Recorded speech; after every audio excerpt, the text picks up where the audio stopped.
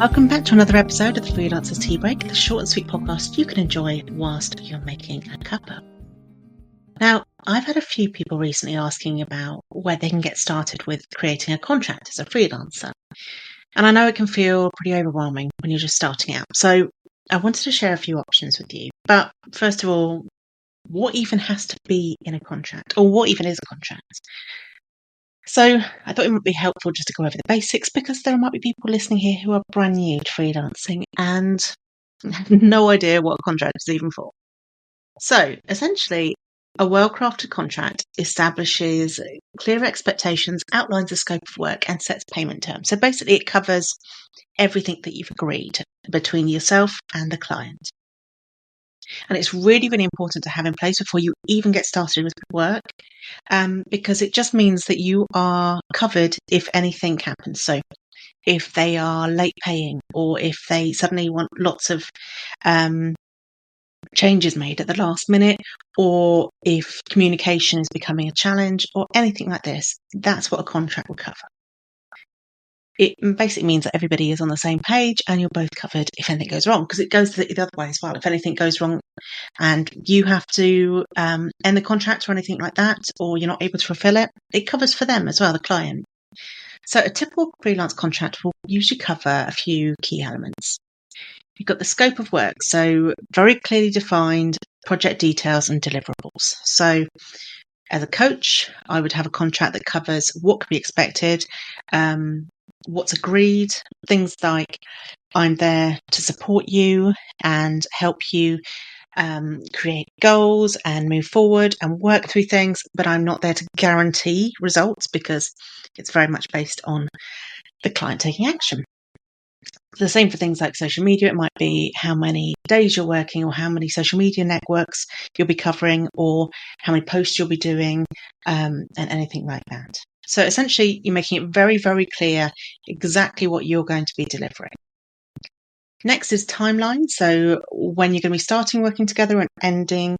So for coaching, this is sometimes a little bit different because it tends to be more session based. So it is more for each session over a period of time. But if you're working with somebody on, say, a rolling monthly basis or a 6-month contract, you would want to have that in the timeline.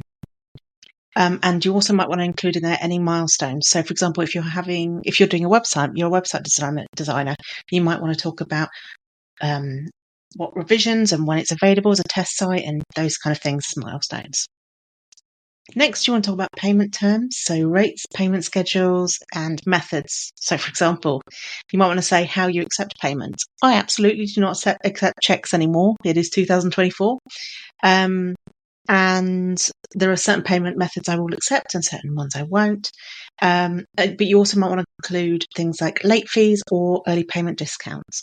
Late fees are really, really important. If you want to have a look at the Small Business Commissioner website, there's some great stuff on there. And they'll also help you if you do have to chase any payments or anything like that. But it just means you're covered. If they are overdue paying you, you can go back and say, as per our contract and our agreement, the payment needs to be paid by this date, and it hasn't, so therefore I will need to add late fees. Next, intellectual property rights, so ownership of the work produced. So that's really, really important for it to be clear who has ownership. So, for example, photographers and graphic designers and things like that, they'll need to make it clear who has ownership of the work produced, and also when. So if you're moving over that ownership, when does that happen? Is it after the last payment is made? Things like that. So termination clause is another one. So the conditions for ending the contract, so notice period, any cancellation fees you might have or exit fees, and also how to do it. So when do you need to do it? How does it need to be by email, or does it need to, what would be the best way? I would say wherever possible, get it written, like an email or letters or anything like that. So you want it to be based on that. But things like WhatsApp and things like that, they can also be applied, but just make sure you track all conversations. And then confidentiality agreement is another thing. So protection of sensitive information. So again, as a coach, I would have a bit in there about how everything discussed is kept within that coaching session. And unless there was a situation where I was concerned about the individual being in danger to themselves or others, that information is kept protected, and only in the case of there being any kind of danger involved, it would go to usually the authorities like police or things like that. So let's talk about, so we talked there a bit about what a contract covers. And I know it can feel really overwhelming. First of all, your contract can evolve over time, and you should review your contract probably at least every year. But really think about it every time that you send a contract to somebody. But once you've got your template, it becomes much easier. So a few options for you for where to get one. So you could use a contract creation service like Koffee Klatch, who are the ones that I recommend. I'll put a link in the notes.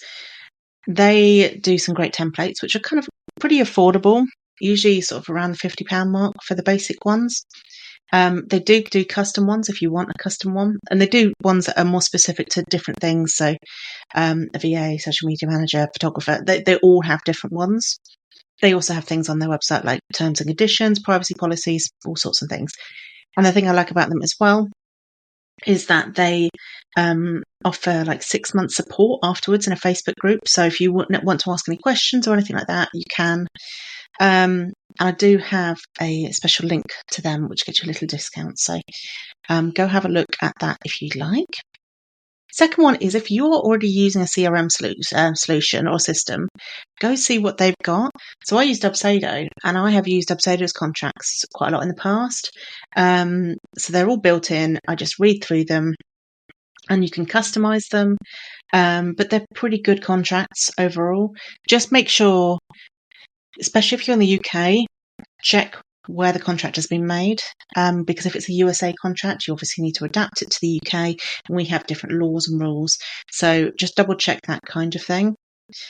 But as a starting point, have a look at those sorts of ones. And finally, if you're part of any kind of organisation or organisation body or anything like that, many of them will offer contract templates. So, for example, I know IPSI, who they represent independent workers and contractors. They have a membership which covers things like illness cover, jury duty cover, and all that sort of thing, but also contracts and terms of business and that kind of thing. So those are all some really good places. You can find free templates out there as well. I would just get it checked if you're going to go for a free one.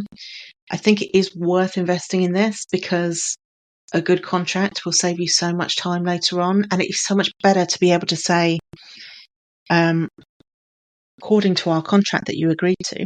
That's so much more powerful than saying, oh, but we said this on a call and there's no written basis for it. So it's much, much better to have a contract. Everybody's much clearer, and it makes it much easier for you to just refer back to it, and then you're just being your professional self.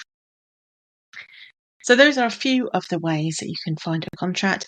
The one thing I want you to take away from this, if you don't have a contract in place, please get one. Please make that top, not a nice to have, but top of your priority list. And secondly, please don't start work until you have a contract, because it will just make it's so much harder if you don't have a contract, even if anything goes wrong. So make sure you have one in place, and that will help you a lot. Right. Well, I hope you have a wonderful freelance week. Hopefully you don't have to have anything that you have to put in place for a contract. They're there as a backup, but hopefully it means that you don't have to rely on them too much. Have a wonderful freelance week, everyone.